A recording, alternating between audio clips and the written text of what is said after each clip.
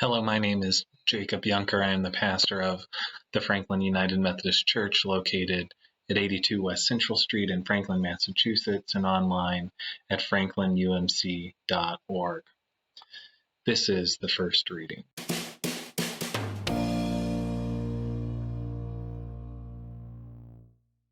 On Sunday, February 7th, we will continue reading through the Gospel of Mark. Our reading is from Mark chapter 13, verses 5 through 13. Jesus said, "Watch out that no one deceives you. Many people will come in my name saying, 'I'm the one.' They will deceive many people. When you hear of wars and reports of wars, don't be alarmed. These things must happen. But this isn't the end yet. Nations and kingdoms will fight against each other, and there will be earthquakes and famines in all sorts of places. These things are just the beginning of the sufferings associated with the end. Watch out for yourselves. People will hand you over to the councils. You will be beaten in the synagogues. You will stand before governors and kings because of me, so that you can testify before them. First, the good news must be proclaimed to all the nations. When they haul you in and hand you over, don't worry ahead of time about what to answer or say. Instead, say whatever is given to you at that moment, for you aren't doing the speaking, but the Holy Spirit is. Brothers and sisters will hand each other over to death. A father will turn in his children. Children will rise up against their parents and have them executed. Everyone will hate you because of my name, but whoever stands firm until the end will be saved." Eschatology is the study and theory of the end times, death, judgment, and the final destiny of the soul and humanity. Our reading is often viewed as an eschatological text.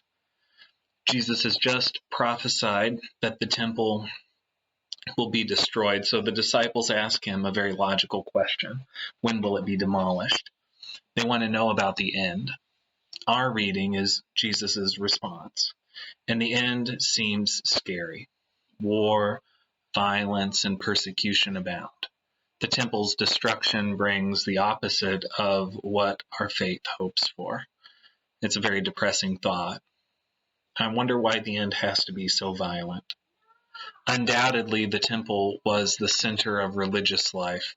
Perhaps the violence is due to the overthrow of a well-established system. Systems that people are highly invested in don't go away easily. Those systems, which are established to benefit certain people more than others, do not quietly go away. They go away violently, kicking and screaming. It also occurs to me that anytime something new comes into being, it does not come gently or easily. A seed must break its shell. Children are born through pain. We should not assume that the establishment of God's reign in Rome will come easily. We should not assume that the old ways will simply dissolve. As God's reign of peace, justice, equity, and love are established, the old systems that profited from war, injustice, inequality, and revenge will revolt. Jesus tells the disciples to expect violence, not by God's people, but to God's people. The good news of God's love disrupts established systems and powers that be in this world. I wonder how disruptive our witness is. Does our witness to God's love challenge the powers that be? In what ways do we go out of our way not to be a disruptive witness? In what ways would we rather protect the status quo rather than ushering in God's reign on earth as it is in heaven? These are a few of the thoughts and questions I'm wrestling with after this first reading. What thoughts and questions do you have about it? Write your thoughts, questions, comments, spiritual profundities, and doubts below, and join me in conversation this week. I hope you'll consider joining me and the people of the Franklin United Methodist Church in worship on Sunday at 10 a.m. as we continue our reflection beyond this first reading.